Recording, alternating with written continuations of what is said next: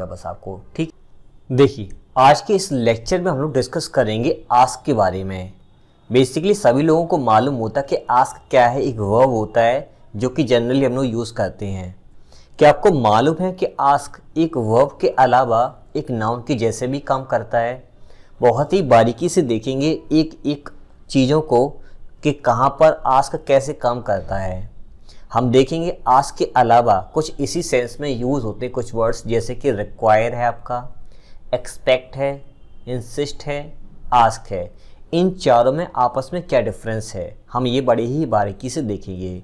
हम ये भी समझेंगे कि आस्क जो है कभी भी क्वेश्चन का काम भी कर सकता है, मीन्स क्वेश्चन पूछने का काम कर सकता है।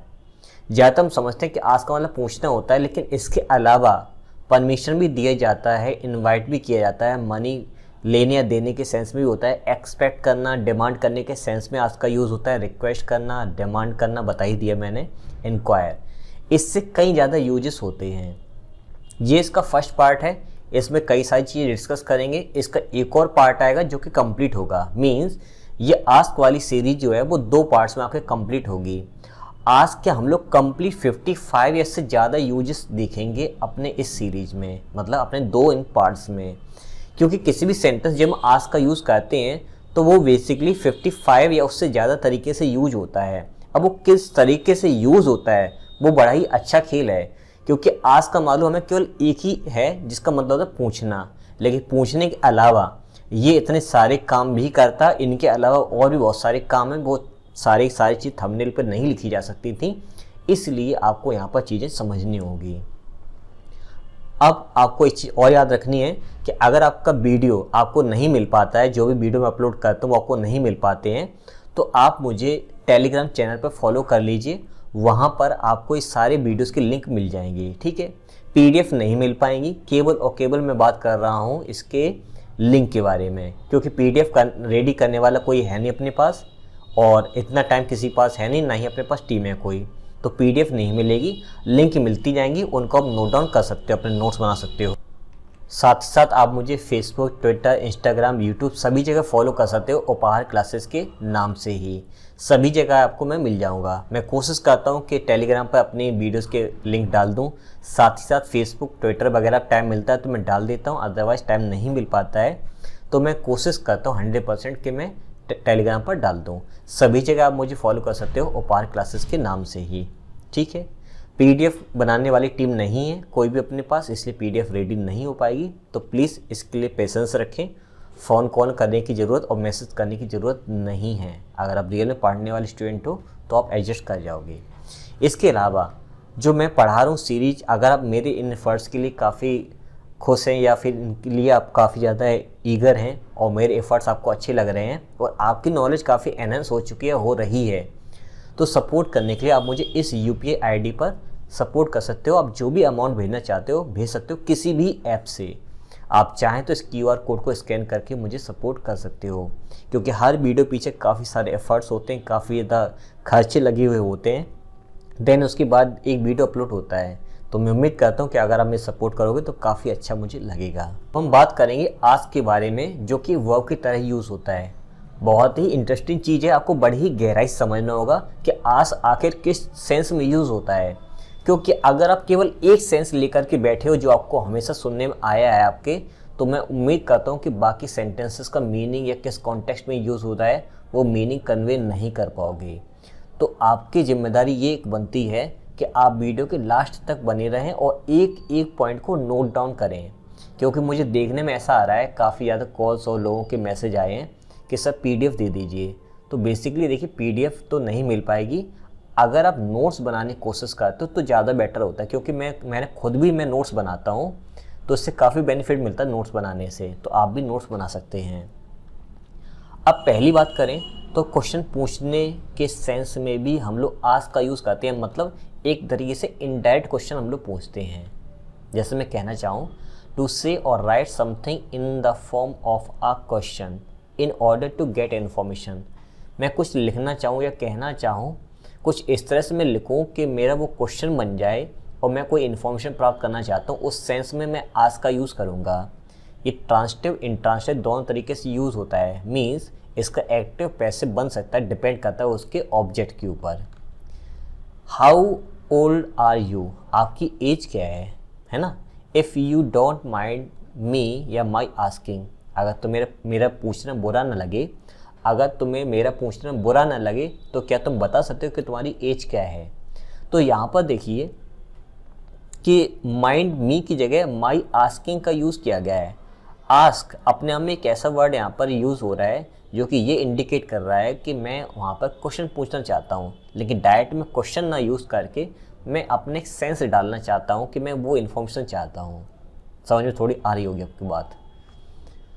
आस्क अबाउट समथिंग या समबडी, किसी के बारे में, किसी चीज़ के बारे में पूछना। जैसे कि he asked about her family, उसने उसकी फैमिली के बारे में पूछा, मतलब उस लड़के ने उस लड़की के फैमिली के बारे में पूछा।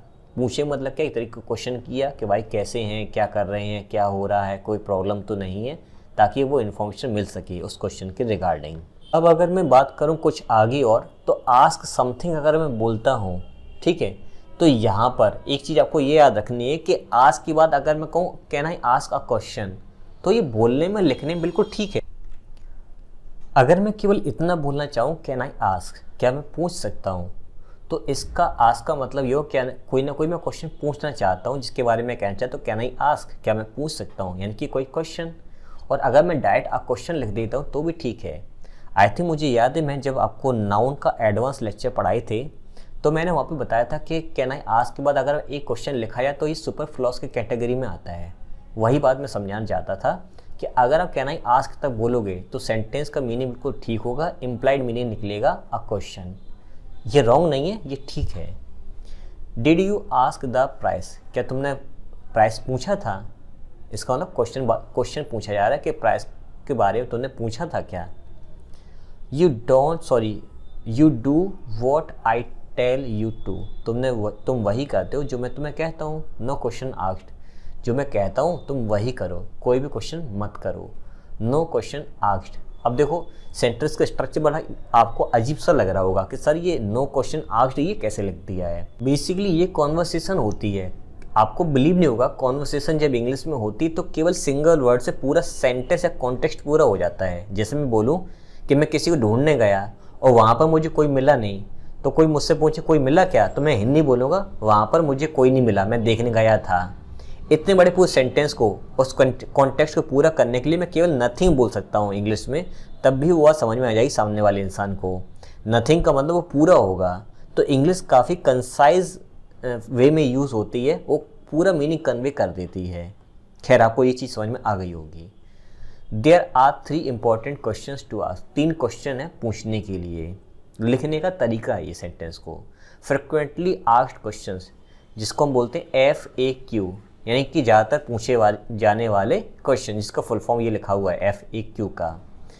अभी स्पीच के लिए भी यूज़ होता है, जैसे कि where are you going, she asked. Speech का मतलब नरेशन। नरेशन में हम लोगों ने बहुत ज़्यादा यूज़ किया है, और नरेशन भी मैंने बहुत ही एडवांस लेवल पर पढ़ा रखे हैं, आप जाकर के उनको देख सकते हो। वेयर आर यू गोइंग, तुम कहाँ जा रहे हो, सी आस्क्ड, उसने पूछा तुम कहाँ जा रहे हो। तो आप चाहें तो इस रिपोर्टिंग वर्ब को आगे भी रख सकते हैं, लेकिन उसका फिर यहाँ पर कॉमा आएगा, फिर ऐसे डबल कॉमा आएगा, सिंगल कॉमा दोनों लगा सकते हो आप चाहें तो, मतलब दोनों में से कोई एक। आस्क्ड समबडी, स्पीच का मतलब क्या हुआ, are you sure, she asked her. Somebody का मतलब यहाँ पर कोई नाम और होगा, उसने उस लड़की से पूछा आर यू श्योर, क्या तुम श्योर उस चीज़ के लिए जो तुम पूछ रहे हो या जो तुम कह रहे हो। खैर एक और देखिए, आस्क समबडी समथिंग, किसी से कुछ पूछना। She asked the students their names, उसने उन लड़कों से उनका नाम पूछा। नॉट अ बिग डील, आपको समझ में आ रहा होगा। I often get asked that, अब यहाँ पर ध्यान आपको देनी, सेंटेंस पैसिव वॉइस में लिखा हुआ है क्योंकि यहाँ पे कॉस्टिव वर्ब का यूज़ हुआ है। मुझसे ज़्यादातर वो चीज़ पूछी जाती है, इसका मतलब मैं बताता तो हूँ लेकिन मैं खुद नहीं पूछता हूँ, मुझसे पूछा जाता है।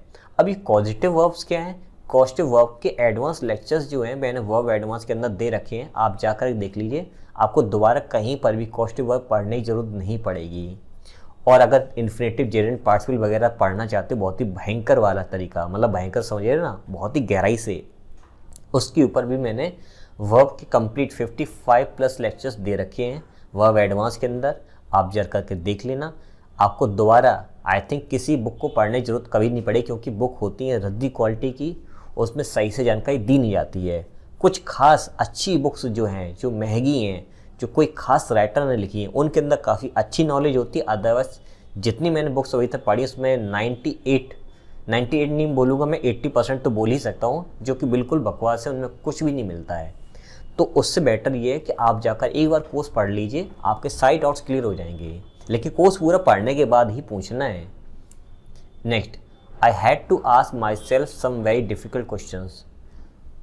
मुझे अपने आप से बहुत ही कठिन खुद क्वेश्चन पूछने पड़े थे। मतलब ये सेंटेंस उस सेंस में लिखा है कि आप किसी ऐसी सिचुएशन फंस गए हो कि आपको डिसीजन लेना है कि वो काम करना है कि नहीं करना है। तो वो सारे डिसीजंस जो हैं वो आपने खुद से क्वेश्चंस किए, उनका आंसर ढूंढा। मीन्स कभी कभी आप ऐसी कंडीशन फंस जाते हो कि आप खुद से क्वेश्चन करते हो कि मैं ऐसा करूं कि ना करूं, तो उसी कॉन्टेक्स्ट में सेंटेंस लिखा हुआ है।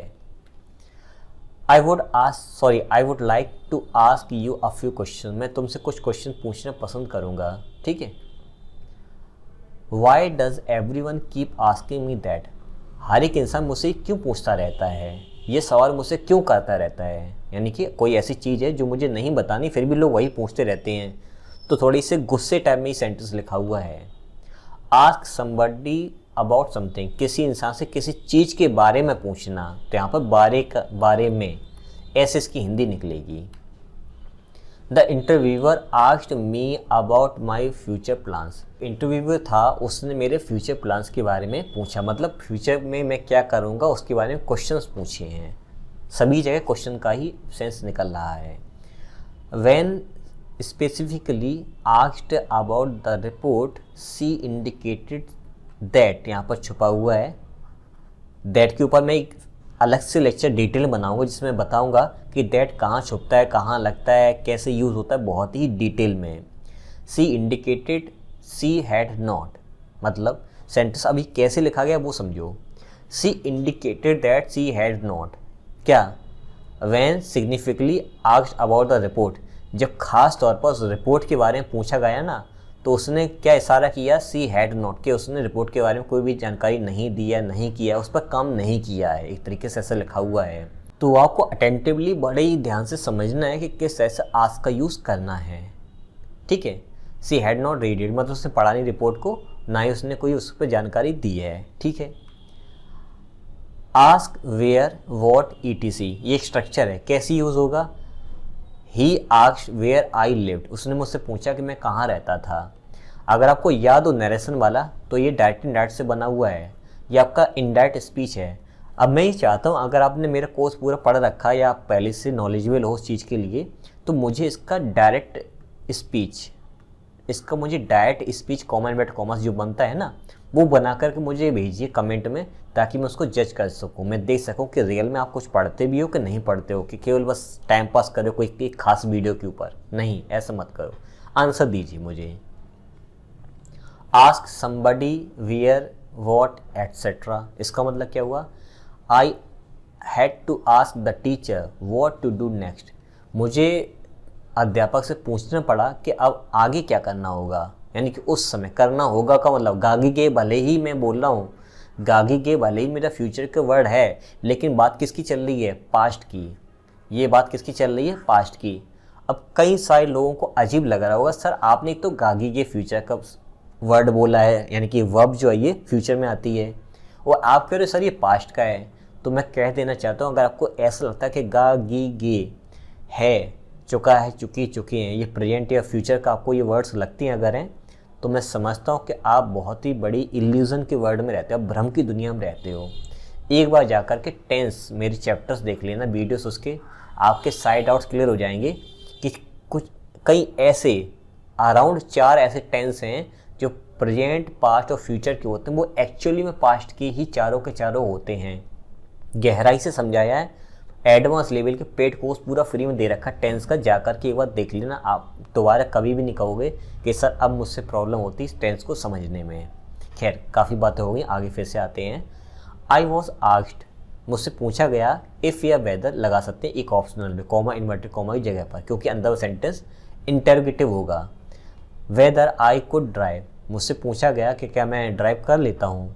ये फिर से इनडायरेक्ट स्पीच लिखा हुआ है। मैं सभी बच्चों से रिक्वेस्ट करना चाहता हूँ, अगर आपके नरेशन रेडी हैं, भले ही मेरे चैनल से या कहीं से किसी बुक से, तो इसका मुझे डायरेक्ट स्पीच बना करके कमेंट में बताइए। दूसरा आस्क का यूज़ होता है आस्क के सेंस में। आस्क का मतलब क्या होता है? इंक्वायर के सेंस में, इंक्वायरी करना, डिमांड के सेंस में, ठीक है।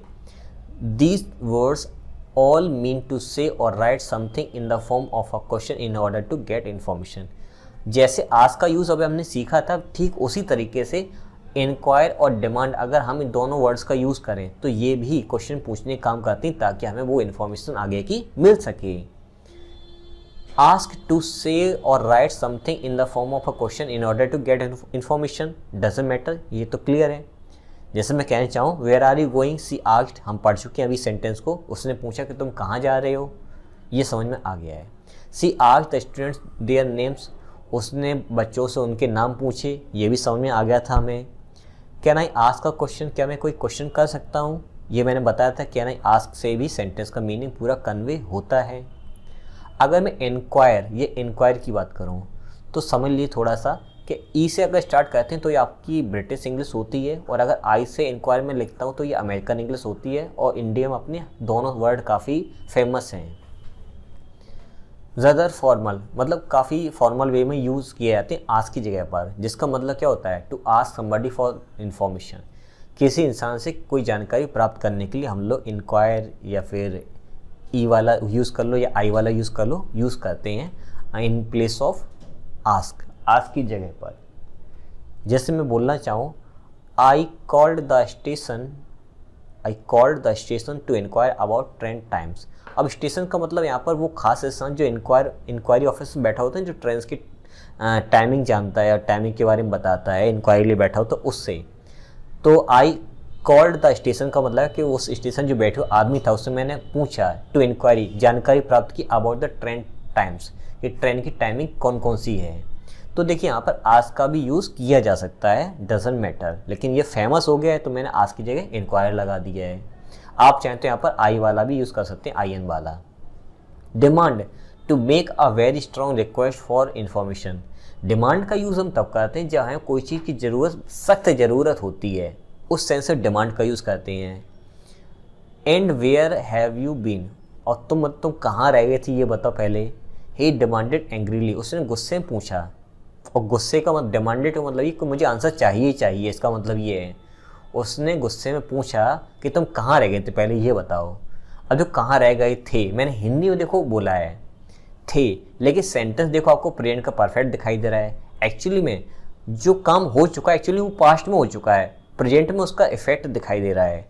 अगर आपने टेंस देख रखा है तो आपको ये बात मेरी समझ में आ रही होंगी। टेंस देख लीजिए, क्लियर हो जाएगा। ये सेंटेंस पास्ट का ही है, प्रेजेंट में लिखा हुआ है। नेक्स्ट, स्ट्रक्चर की अगर मैं बात करूं इन सभी के, तो आपको थोड़ी सी चीज़ें याद रखनी होंगी। टू आस्क, ये एनक्वायर हम लगा सकते हैं, अबाउट लगाएंगे या आफ्टर लगाएंगे, उसके बाद एक प्रपोजिशन, समबडी समथिंग, किसी चीज़ के बारे में या किसी इंसान के बारे में पूछना, ठीक है। दोनों में से कोई एक, दोनों में से कोई एक, मीनिंग बिल्कुल ठीक वही निकलेगा। अगर मैं बात करूं, टू आस्क है, इंक्वायर है, डिमांड है, समथिंग ऑफ समबडी, यानी कि अगर मैं चाहूँ तो किसी इंसान से किसी चीज़ के बारे में इंक्वायरी चाहता हूँ, डिमांड चाहता हूँ, इसे पूछना चाहता हूँ, तो तीनों वर्ड में से कोई एक वर्ड, फिर उस चीज़ का नाम, फिर ऑफ लगाएंगे, फिर उसके बाद समबडी का यूज़ करेंगे। याद रखना, मैं यहाँ पर स्ट्रक्चर बता रहा हूँ कि इस स्ट्रक्चर में सेंटेंसेस लिखे जाते हैं आस्क, इंक्वायर, डिमांड वाले। एक स्ट्रक्चर कैसे बनता है? टू आस्क, जैसे आस्क लगा दो, इंक्वायर लगा दो, डिमांड लगा दो, व्हाट, हु, हाउ, एसेट्रा, ऐसे वर्ड्स भी लगाए जाते हैं। आस्क, इंक्वायर पोलाइटली, प्यार से पूछना है ना, धैर्य से पूछना। आस्क, इंक्वायर, डिमांड, एंग्रीली, गुस्से से बात करें, जो अभी हम सेंटेंस देख चुके हैं। अगर मैं एक सेंटेंस बोलने की कोशिश करूं तो यू कांट से, आप ऐसा नहीं कह सकते हो आस्क टू समबडी। याद रखना, कभी भी आस्क के बाद टू नहीं आता है, क्योंकि अगर आप किसी इंसान से डायरेक्ट पूछ रहे हो तो आप उसके बाद आफ्टर या अबाउट तो यूज़ कर सकते हो, लेकिन टू नहीं लगा सकते हो, ठीक है। अगर आप किसी वस्तु के बारे में पूछना चाहते हो तो ऑफ समथिंग लगाओगे, पहले उस वस्तु का नाम लगाओगे, फिर ऑफ लगाओगे, फिर उस व्यक्ति का नाम लगाओगे। एक ही स्ट्रक्चर हो गया है। तो आस्क टू समबडी नहीं होता, आस्क्ड समवन या आस्क समबडी होता, कुछ भी आप लगा सकते हो, टू नहीं लगाओगे। तो अगर आप ऐसा बोलते हो, I asked to my friend what had happened, मैंने अपने दोस्त से पूछा क्या हो गया था, तो बेसिकली सही सेंटेंस ये बनेगा, आई आस्क्ड, ये हटा दीजिए, माई फ्रेंड वॉट हैड हैपन्ड। ये भी आपका इनडायरेक्ट स्पीच में सेंटेंस लिखा हुआ है, और फिर से मेरी डिमांड वही है कि आप मुझे कमेंट बॉक्स में इसका डायरेक्ट स्पीच बना करके सेंड कीजिए एक बार। एक यूज़ होता है इसका रिक्वेस्ट के सेंस में, इनक्वायर डिमांड हो चुका है, ठीक है। फोर्थ यूज़ इसको मान सकते हो आप लोग, रिक्वेस्ट के सेंस में यूज़ करते हैं हम लोग आस्क का। ट्रांसिटिव वर्ब होता है, इट मीन्स इसका पैसिव वॉइस बन सकता है। To tell somebody what you would like them to do something, आप ये चाहते हो किसी इंसान से कि वो कोई खास काम करे, और that you would like something to happen, या आप चाहते हो ये चीज़ हो जाए। मतलब दोनों कंडीशन में आप कोई काम नहीं करोगे, या तो कोई चीज़ अपने आप हो जाए, या तो आप ये चाहते हो, या तो कोई इंसान कोई खास काम कर दे, आप ये चाहते हो। रिक्वेस्ट करते हो, रिक्वेस्ट का मतलब यही तो होता है ना कि हम किसी से चाहते हैं कि वो काम ये कर दे। रिक्वेस्ट तभी की जाती है जब किसी से हम कोई काम करवाना चाहते हैं, या ईश्वर से रिक्वेस्ट करते हैं कि भगवान ये काम हो जाए, ठीक है। इस सेंस में जैसे मैं कहना चाहूँ, ask somebody to do something, किसी इंसान से कोई काम करने के लिए बोलना, इसका मतलब आप उससे रिक्वेस्ट करना चाहते हो। Anyone with information is asked to contact the police, कोई भी इंसान जिसके पास जानकारी है वो पुलिस से कॉन्टेक्ट कर सकता है। तो ध्यान दीजिए यहाँ पर कॉन्टेक्ट, आस्क टू कॉन्टेक्ट, अब आस्क्ड जो है ना, उनसे रिक्वेस्ट की जाती है, रिक्वेस्ट की जाती है, are requested to, is requested to contact, तो रिक्वेस्टेड टू लगा सकते हो आस्क की जगह पर, तभी सेंटेंस सही होगा। अगर आप खुद भी इसका अर्थ निकालने की कोशिश करेंगे, अर्थ का मीनिंग होता मेरा मीनिंग को कन्वे करना, हिंदी अर्थ का मतलब हिंदी के शब्दों में नहीं, हिंदी का मतलब मेरा कन्वे करने का मतलब होता है कि उसका सेंस समझना, तो सेंस यहाँ पर रिक्वेस्ट का ही निकलेगा। Parents with young children are asked to attend this meeting, वे पेरेंट्स जिनके बच्चे छोटे हैं उनसे रिक्वेस्ट की जाती है, उनसे अनुरोध किया जाता है कि वो इस मीटिंग को अटेंड करें, ठीक है। They were politely asked to leave the shop, उनसे पोलाइटली मतलब विनम्र अनुरोध किया क्या आप दुकान को छोड़ दें फिलहाल। Hrithik asked me to marry him, sorry him की जगह हर होगा, लड़की है ना, लड़का लड़के शादी कैसे कर लेगा। ऋतिक से ही कहा गया या रिक्वेस्ट की गई कि उससे वो शादी कर ले। अब देखिए सभी सेंटेंस में आस्क्ड जो आ रहा है, आप बहुत दिमाग लगा लीजिए, या कहीं पर भी इंक्वायर या एक तरीके से क्वेश्चन करने का सेंस कहीं नहीं निकलेगा, यही खेल था समझने वाला। All the students were asked to complete a questionnaire, मतलब जो प्रश्नोत्तरी की जा रही है ना, वो सभी बच्चों से रिक्वेस्ट की गई थी, मतलब कि एक तरीके से उसको कंप्लीट करें। आस्क वेदर वॉट एसेट्रा, ये स्ट्रक्चर कैसे यूज़ होता है। I asked whether, indirect speech में I asked whether they could change my ticket, मैंने उनसे अनुरोध किया कि क्या मेरा वो टिकट जो है वो चेंज कर सकते हैं या कर सकते थे पास्ट के सेंस में। इसका ही मुझे आप डायरेक्ट स्पीच कमेंट में बताइए। आस्क समबडी वेदर वॉट, यानी कि अब की बार किसी का नाम और आएगा। सी आस्क्ड मी, उसने मुझसे पूछा if I would give her English lessons. Clear, no problem, इच्छा हो तो इसका डायरेक्ट स्पीच मुझे कमेंट में बता सकते हो। आस्क दैट, ये काफ़ी ज़्यादा यूज़ होता है, ये हमने सीखा भी है नरेशन के अंदर। She asked that she be kept informed of developments. अब यहाँ पर आपको ध्यान ये देना है, और बड़ा ही अजीब लग रहा होगा आपके आँखों को, दिमाग को तो लग ही रहा होगा, बाद में पहले आँखों को अजीब लग रहा, सर ये बी लगा दिया, ये तो बिल्कुल झेल ही नहीं पा रहे हो आप लोग, और बी के बाद ये कैप्ट लगा दिया, ये चीज़ क्या है, ये स्ट्रक्चर कैसा है। तो ये स्ट्रक्चर मैं बता देता हूँ, ये आपका सब्जेक्टिव मोड का स्ट्रक्चर है। अब ये नई चीज़ बता दी सर आपने, सब्जेक्टिव मोड। वे सभी स्टूडेंट जिन्होंने पूरा कोर्स दे रखा है तो उनको तो कोई बात प्रॉब्लम नहीं होगी, जो लोग नए नए आए हैं उनको मैं बता देना चाहता हूँ, सब्जेक्टिव मोड एक ऐसा स्ट्रक्चर होता है जो कि ना तो टेंस को फॉलो करता है और ना ही सब्जेक्ट को फॉलो करता है, वो सब्जेक्ट कैसा है। तो ये बात समझने के लिए आप मेरे सब्जेक्टिव मोड के 3 लेक्चर एडवांस लेवल पर मैंने दे रखे हैं वर्ब एडवांस के अंदर, जाकर के डिटेल में देख सकते हो। सारी जानकारी आपको डिटेल में मिल जाएगी। ओल्ड इंग्लिश में चीज़ें ऐसी यूज की जाती थी। आज के टाइम पे सब्जेक्टिव मोड में बी है, जो भी वर्ड्स हैं उनकी जगह पर जैसे कि शुड है या कोई भी मॉडल वर्ब का use according to the context किया जाता है। इसकी प्लेलिस्ट अलग से बनी हुई भी है सब्जेक्टिव मोड करके, वो आप जा कर के देख सकते हो। एक और देखते हैं सेंटेंस ब्रिटिश इंग्लिश में और कैसे कहा जाता है। She asked that she should be kept informed, कि उसको जानकारी दे देनी चाहिए डेवलपमेंट के बारे में। अब देखो अभी मैंने क्या बोला था कि ये आपका सब्जेक्टिव मोड है और बी की जगह ज़्यादातर शुड है, वुड है या कुड है, कॉन्टेक्स्ट का अकॉर्डिंग मॉडल वर्ब्स आती हैं। देखो वो लिखी भी हुई यहाँ पर है, पैसिव वॉइस में लिखा हुआ स्ट्रक्चर है। ये कैसे हुआ है इसको समझने के लिए आपको जाकर के सब्जेक्टिव मूड वाले लेक्चर्स देखने होंगे।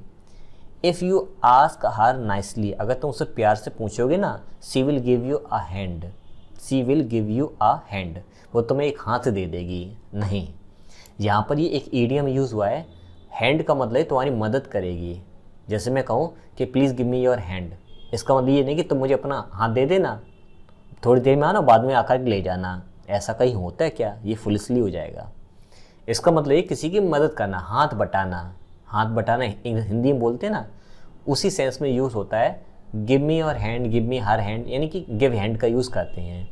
अगर तुम उससे प्यार से बात करोगे ना या उससे प्यार से सहायता मांगोगे तो वो तुम्हारी हेल्प, तुम्हारा हाथ जरूर बटाएगी। क्लियर? आस्किंग फॉर हेल्प, ये स्ट्रक्चर समझो। इसका यूज़ कब होता है? If you need help people are more likely to react favourably if you ask politely. अगर आपको कोई चीज़ की ज़रूरत है और लोगों से आप बड़े ही प्यार से पूछते हो ना, तो काफ़ी उम्मीद की जाती है कि वे आपकी सहायता करेंगे, वे आपके फेवर में आएंगे। जैसे कि could you possibly help me, अगर हो सके तो तुम क्या मेरी मदद कर दोगे। अब देखो मैं गागी के बोला कर दोगे है ना, लेकिन लगा है कुड। तो मैंने आपको हेल्पिंग वर्ब्स वाले लेक्चर्स में डिटेल में बताया था। हेल्पिंग वर्ब्स का मीन होता है आपका मॉडल वर्ब्स वाले लेक्चर में बताया था कि कुड जब भी सेंटेंस स्टार्ट में आता है और अगर उस सेंटेंस का मीनिंग रिक्वेस्ट के सेंस में या फिर हेल्प के सेंस में है, तो वो सेंटेंस का मीनिंग प्रेजेंट या फ्यूचर का ही देता है, वो पास्ट का नहीं देता है। सीखने वाली चीज़ें हैं, टाइम टेकिंग वाली चीज़ें हैं, और जो समय देता है वही जीतता है। जो समय नहीं देता है, व्हाट्सएप में, फेसबुक में, यहाँ वहाँ टाइम वेस्ट कर रहे हो, तो मुझे नहीं लगता कि आप इसके अलावा कहीं और कहीं जा रहे हो। तो आप इन चीज़ों पर ध्यान दीजिए, इनको स्टडी कीजिए। एक और देखते हैं, I wonder if you could give me a hand. मैं थोड़ा सा भ्रमित हूँ या टेंशन में हूँ या फिर मुझे समझ में नहीं आ रहा कि क्या तुम मेरी मदद करोगे भी, तो वही हैंड का मतलब हो जाएगा मदद करना। लेकिन कन्फ्यूज़ हूँ क्या तुम मेरी करोगे कि नहीं करोगे, इस सेंस में वंडर का यूज़ हुआ है। Would you mind opening the door for me, अगर तुम्हें बुरा ना लगे तो क्या तुम दरवाज़ा खोल दोगे मेरे लिए। जैसे हम लोग आपस में बोलते हैं ना, यार ये दरवाज़ा खोल देना, इस तरह से इसको यूज़ करते हैं हम लोग। I wonder if you would mind taking a picture of us, अगर तुम बुरा ना मानो तो तुम हम लोग पिक्चर ले सकते हो, यानी फ़ोटो खींच सकते हो क्या, इस सेंस में लिखा हुआ है। Next, could I ask you keep an I on my luggage for a moment, क्या तुम मेरे लगेज पर थोड़ा समय के लिए ध्यान रखोगे। इसका कीप एन आई का मतलब ध्यान रखोगे, कहीं कोई उठा ना ले जाए, इस तरह से। रिस्पॉन्स अगर हमें इनका देना हो, जैसे मैंने ऊपर क्वेश्चन ये सारे पूछे, अगर मुझे इसका रिस्पॉन्स भी देना, कैसे कहेंगे। यस ऑफ कोर्स, हाँ बिल्कुल देख लूँगा मैं। I am sorry, I am in a hurry, नहीं मैं देख नहीं पाऊँगा, मैं जल्दी में हूँ, मेरे पास टाइम नहीं है। या एक तरीका कहने का ये हो सकता है, श्योर, हाँ बिल्कुल देख लूँगा। श्योर में ही सेंटेंस पूरा छुपा हुआ है। एक ट्रांसिटिव इंट्रांसिटिव तौर पे यूज़ और होता है, जिसका मतलब होता है to say that you would like somebody to give you something. To say, ये आपको कहना है, you would like somebody to give, आप ही चाहते हो किसी इंसान से टू गिव यू समथिंग, कि कोई इंसान कोई चीज़ आपको दे। जैसे कि ask for something, don't be afraid to ask for help, मदद मांगने से डरना मत, मतलब कोई चीज़ की ज़रूरत हो तो कह देना, टेंशन मत लेना। हिंदी जो बोलते हैं ना, उसकी इंग्लिश ऐसी लिखी जाती है।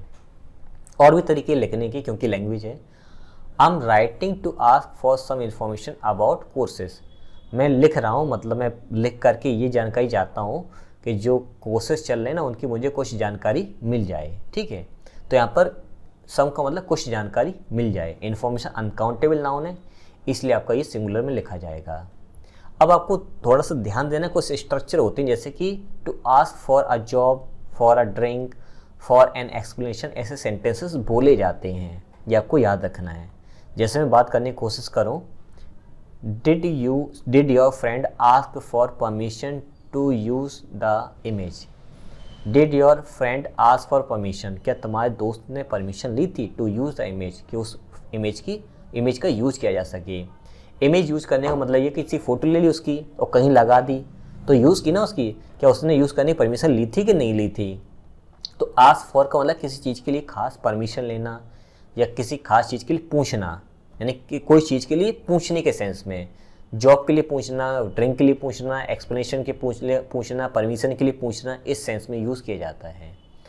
अगर आपको ये लेक्चर मेरे काफ़ी अच्छा लगा है और जो भी लेक्चर्स मैं दे रहा हूँ आपको ठीक लग रहे हैं, अच्छे लग रहे हैं, समझ में आ रहे हैं, और अगर आप मेरी हेल्प करना चाहते हो तो आप दिए गए UPI ID पर किसी भी ऐप से मुझे पे कर सकते हो, ताकि मैं और ज़्यादा अच्छे से अच्छे एफ़र्ट्स लगा सकूँ, क्योंकि हर लेक्चर के पीछे काफ़ी ज़्यादा एफ़र्ट्स और खर्चे लगे हुए होते हैं। आप चाहें तो मुझे इस QR कोड से स्कैन करके मुझे पे कर सकते हो। अगर आपको लगता है कि सामने वाले के जो मेहनत कर रहा है उसको मिलना चाहिए, तो आप ज़रूर मुझे पे कर सकते हो। अब मिलते हैं इसकी नेक्स्ट पार्ट के, यानी कि लास्ट पार्ट, इसका पार्ट नंबर 2।